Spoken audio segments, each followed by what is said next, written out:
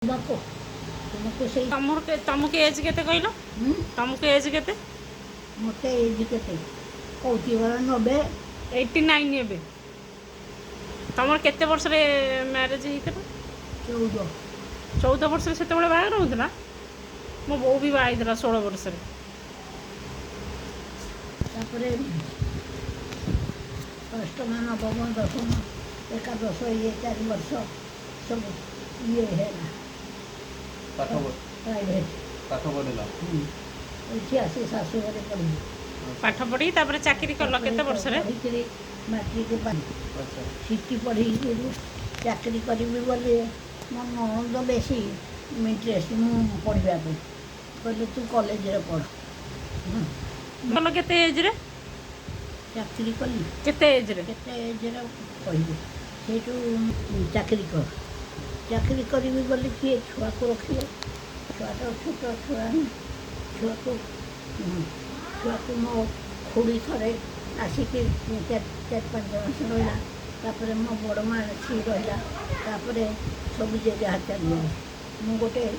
चाकरानी रखली सी खाली 10टा ରୁ 4ଟା रही मो स्कूल आसिले सी चलती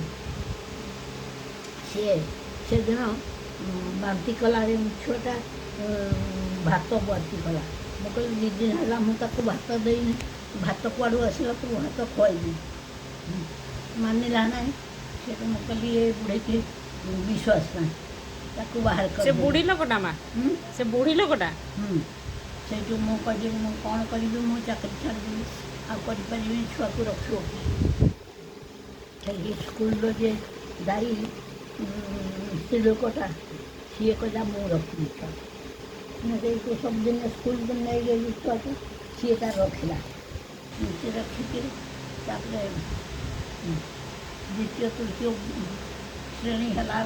मोर ये घर कले ये तुलसीपुर स्कूल चाकरी है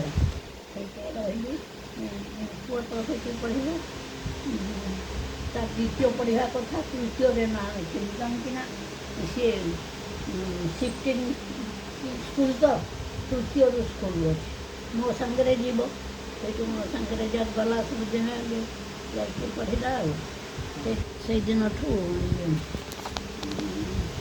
माँ पुआ स्कूल गलु माँ पुआ सांग स्कूल गल पाठ पढ़ल पुआ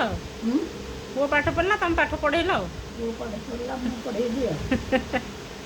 सरीगला छड़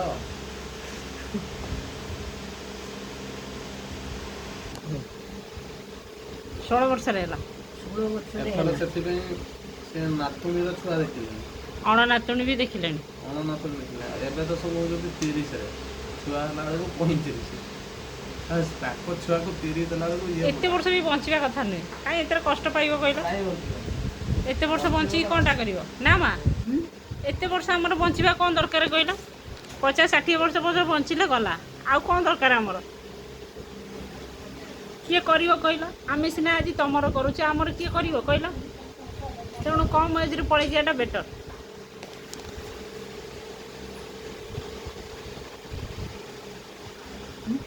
सकाळु से प्रोटीन पाउडर पीच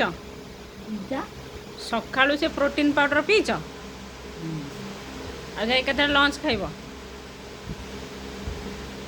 आज देह भल लगुच देह भल लगुच आज गोड़ फंक्शन लगुच ना नहीं चलिल टे भल लगे माँ चलिल टे गोड़ भल लगे ना नहीं मु गोड़े देवी आउ बेस्ट हे भल कर कहल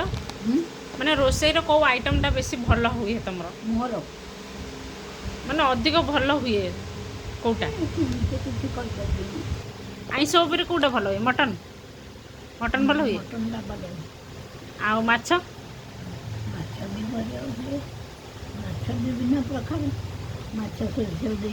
दही माछ दही माछ भजा माछ खटा दी टिके सब प्रकार आइटम माँ शिखिच ना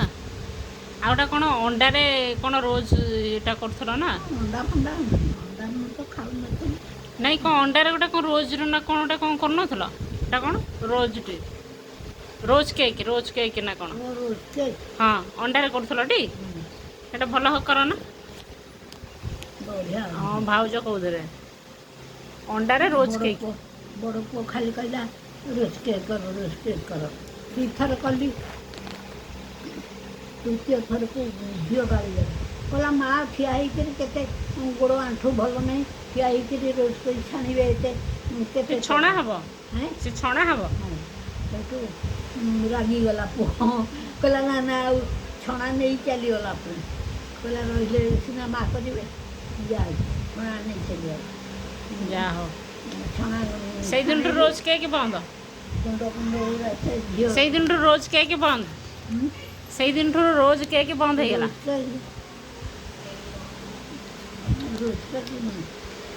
ଅଟେଇ ଦେଇକି ସେଗୁଡ଼ା ଘାଣ୍ଟିବ, ହଁ ବହୁତ ସମୟ ଘାଣ୍ଟିବ, ତାପରେ ଚିନି ଦେବ, ତାପରେ ମଇଦା ଦେବ, ତାପରେ ଘାଣ୍ଟିବ। ଆଉ କିଛି ମିଶିବନି? ଆଉ କିଛି ମିଶିବନି? ଘାଣ୍ଟିବ, ତାପରେ ତେଲ ବସେଇବ, ତା ଛାଞ୍ଚ ଅଲଗା, ଓହୋ। ଫୁଲ କରି ଯେଉଁ ଛାଞ୍ଚ, ତାକୁ ଗରମ କରିବ ତେଲରେ ଗରମ କରି ସେ ଆଣରେ ବୁଡ଼େଇଲେ ତା ଦେହରେ ଲାଗିଯିବ, ସେଇଠୁ ଛାଣିବ, ଛାଣିକିରି ରଖିବ। ଆଚ୍ଛା ହେଇଗଲା ରୋଜ୍ କେକ୍ ଆଉ।